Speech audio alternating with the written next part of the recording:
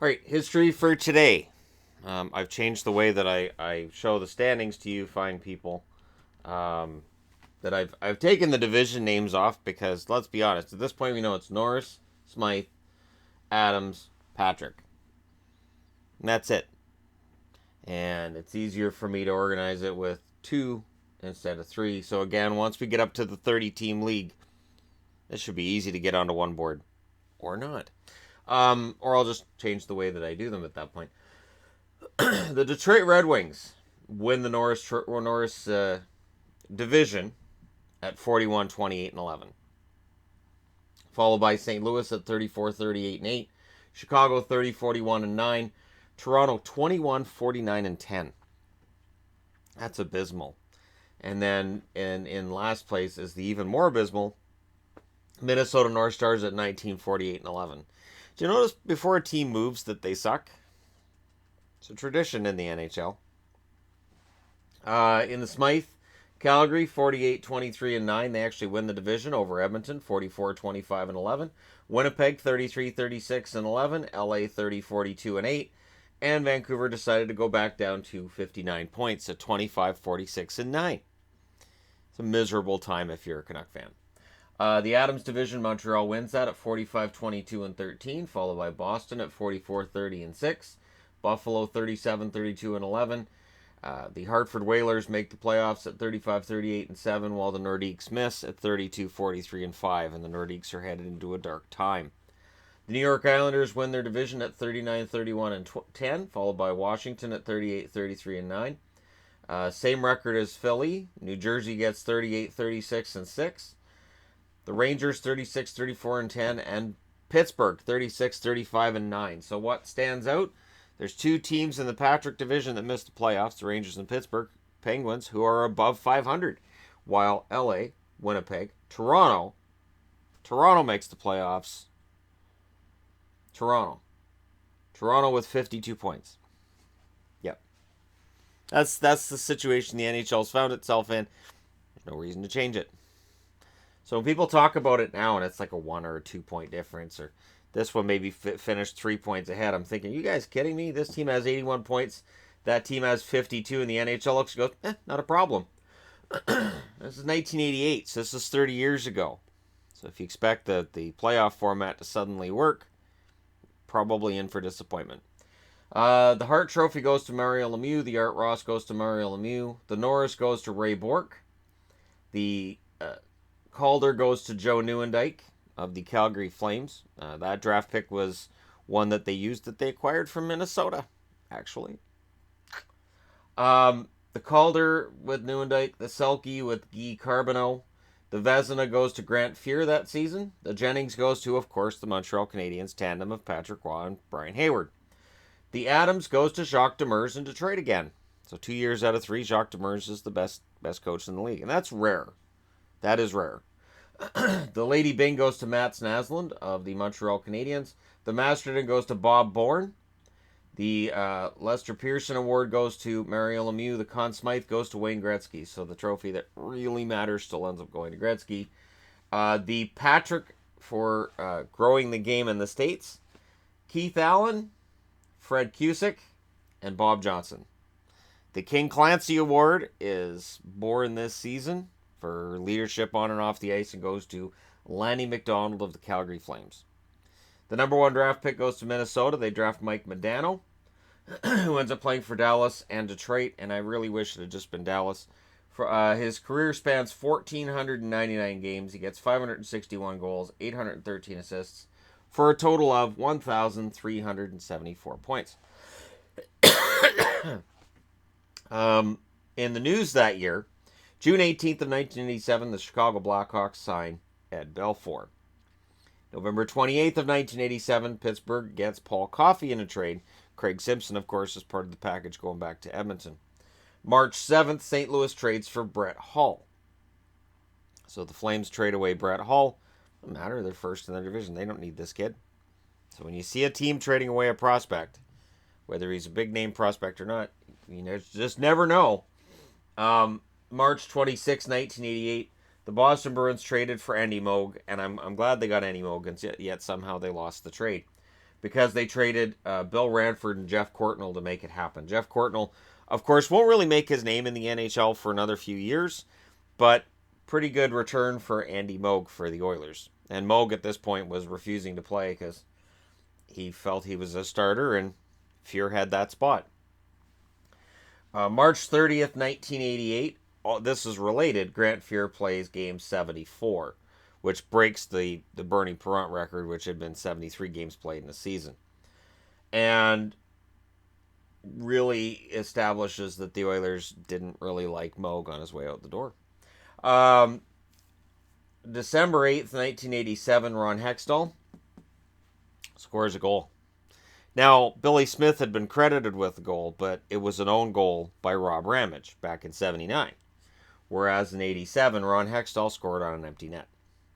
And prior to that, Hextall had been trying for empty nets.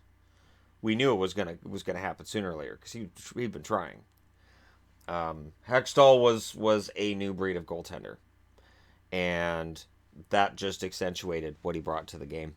Your first team All-Stars that year, Mario Lemieux, Håkan Lube of the Calgary Flames, one of the great names in hockey history. Luc Robitaille of the LA Kings, Ray Bourque of the Bruins, Scott Stevens of the Washington Capitals. Grant Fuhr of the Oilers, second team All-Stars. Gretzky of the Oilers, Cam Neely of the Boston Bruins, Michel Goulet of the Quebec Nordiques, Gary Suter of the Calgary Flames, and Brad McCrimmon, I believe also of the Flames. And then Patrick Roy for the Montreal Canadiens. So there's your All-Stars. The playoffs, this is depressing how this works out. Montreal beats Hartford in 7 and Boston beats Buffalo in 6, which sets up an old matchup. The New Jersey Devils beat the Islanders in 6. The Washington Capitals beat the Flyers in 7. So this is a year where Washington avoids first-round disappointment. Detroit beats Toronto in 6. St. Louis beats Chicago in 5. Calgary beats LA in 5. Edmonton beats Winnipeg in 5. So this is just collision course in the Smythe division. These two teams are so far and above better than everybody else. Battle of Alberta is the only thing you have to look forward to. Division finals, it's Boston and Montreal, and repeat after me, a matchup between Boston and Montreal is bad matchup for Boston. Or is it? This is year 2 of me cheering for Boston. And this is year 2 for Cam Neely. And clearly, the Boston Bruins of that year did not get the memo that they couldn't beat the Montreal Canadiens. They beat Montreal in 5.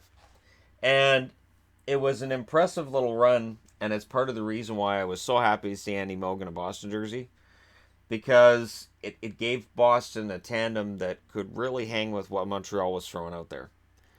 Moog and Lemelin was, while not on the same level as Patrick Roy and anybody, really, it at least gave them a tandem that could hold them in these games. And one that played well in the playoffs. Moog was familiar with playoff pressure.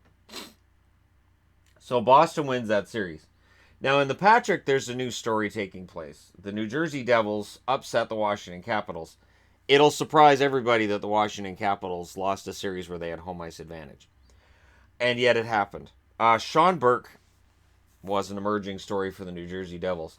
Keep in mind, this is only a couple years before they draft Marty Brodeur. Sean Burke looked like he was the future for the New Jersey Devils, and he was really kind of fantastic in those playoffs.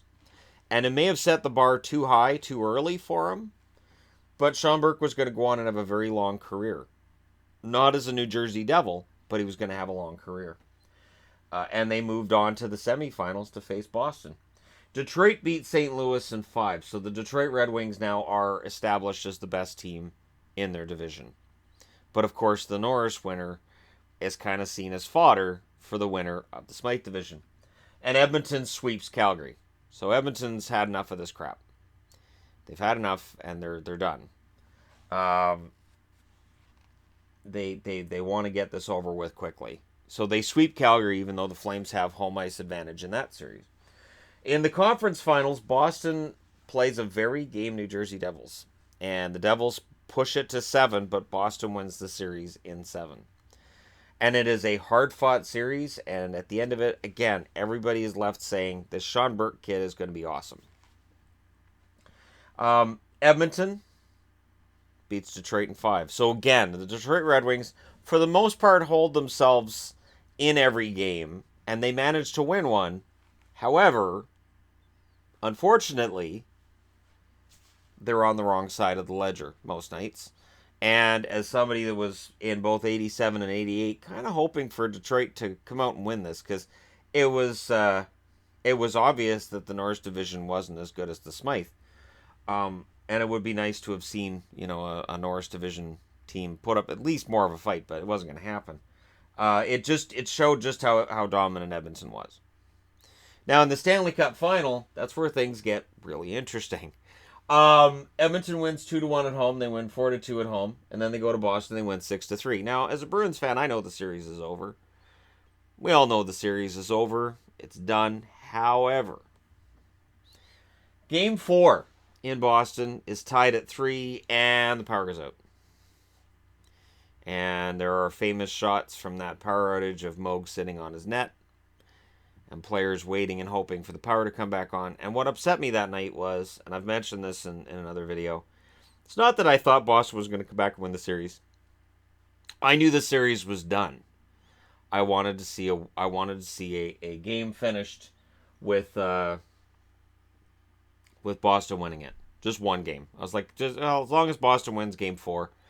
It's been an Edmonton series. They are the better team, but it'd be nice to see Boston win a game. The NHL suspends the game, and then Game 5 is played in Edmonton in a 4-game series that is being led 3-0 by the Edmonton Oilers. So the Oilers win at home 6-3, and it's really, for me, it was kind of anticlimactic, and it was upsetting because Boston then lost 3 out of 4 games on the road, and that 4th game was the only other game that's it. They don't get it. Just, to me, it felt more like what they should have done was just suspended the Boston game and played it the next night from the 3-3 score like you do with baseball. And I understand it's hockey and you can't really do that, but anyways, it kind of just bugged me at the time. I'm completely over it now. So the Oilers sweep a 4-game series in 5 games. Is kind of what happened. Your playoff leaders in goals: Jari Kurri with 14, assists Wayne Gretzky with 31, points Wayne Gretzky with 43. It is the Gretzky era, and it is the Gretzky era. Even though Lemieux dominates the regular season trophies, but of course this is the last Stanley Cup that the Edmonton Oilers will win with Wayne Gretzky, and it's the last Stanley Cup Wayne Gretzky's going to win. So he goes out on top. And that year, Wayne Gretzky started a tradition. It was the first time that they had a team photo. And he got everybody together for a team photo because he knew this would be the last time. Something told him that this was going to be the last time in Edmonton for all of them together. And he wanted to get a picture of them all together. And I think what really started the erosion of the Oilers dynasty was the fact that you see Coffey going to Pittsburgh, Moog going to Boston. Some of the longtime Edmonton Oiler guys are getting traded out. And there were rumors at the time about both Coffey and Moog not necessarily mixing well with their teammates. But still, those are a couple of big names. And it marked the start of the fall of the Edmonton Oilers, which we'll get more into tomorrow, and subsequent days. But we're getting to that point now where we're almost up to the 90s, and we're almost to the end of this idea of dynasties. Dynasties really, they're not a thing because we're seeing more parity now than we saw then. If you look at it, you've got a lot of teams that are have-nots and some teams that are definite haves. Now, we have 3-point games at this stage in the NHL, which it covers a lot of that up. The overtime and shootout loss points and the shootout wins and all that, it covers up a lot of these really crappy records that you'd see teams putting up. But, for the most part, I do think the game is better now than it was 30 years ago. However, 30 years ago, the Oilers, pretty darn good. And yes, if you put that Edmonton Oilers team on the ice with a team from current day, they would still do pretty darn well. They would still play some amazing hockey. So there you go. 1987-88 season, the Edmonton Oilers are your winners, but Calgary is on deck. So there you go. Let me know what you guys think in the comment section below as always. Don't forget to hit like and subscribe if you're browsing your way through. You just happened upon this video. Thank you guys so much for watching. I'll talk to you again soon.